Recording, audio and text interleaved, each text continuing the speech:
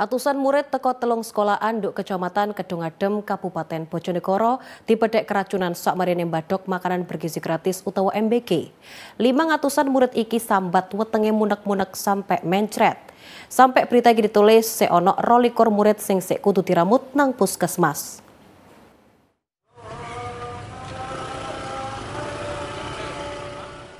Puskesmas Kedung Adem, Kabupaten Bojonegoro, Kamis awan mang dikebeki murid sing dipedhek keracunan. Sakmarine mbadhok panganan teko program makan bergizi gratis utawa MBG. Sampai sore mang, 22 murid diramut nduk Puskesmas Kedung Adem, barek 50 murid liyane sik diobservasi. Kecatet sampai awan mang wis ana 500 murid teko SMA Negeri 1 Kedung Adem sing sambat wetenge munek-munek barek mencret. Soalnya sing diramut nduk puskesmas barek observasi, swidak murid liyane izin gak mlebu sekolah polai wetenge loro. Sedina sakturunge swidak siji murid iku melok mbadhok panganan MBG sing ditumno nduk sekolahane.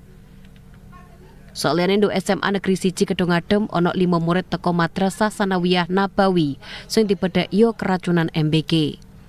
Antarane ana sing dipelayono nang puskesmas, polai kondisine gak tambah apik sakmarine diramut nduk UKS sekolah. Sauntara nduk sekolah liyane ana 7 murid SDN Tumbrasanom sing sambat wetenge munek-munek, endas ngelu, marek mutah-mutah sakmarine mbadhok panganan MBG.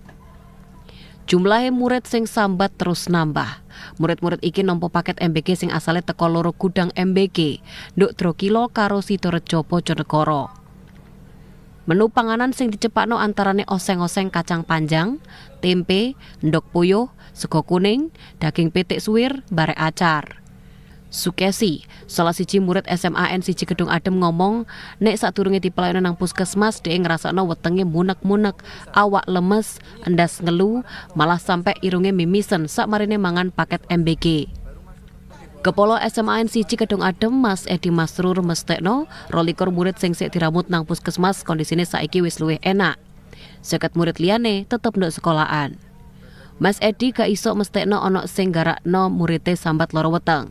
Dhek mek bedhek murite keracunan MBG, polahe sekolahe cek tas nampa MBG nduk dina ketelu. Sampel panganan sing dipangan murid wis digawa gawe diuji nang laboratorium, gawe neleki apa sebabe murid sampai loro weteng. Edo Jody Aldian, JTV.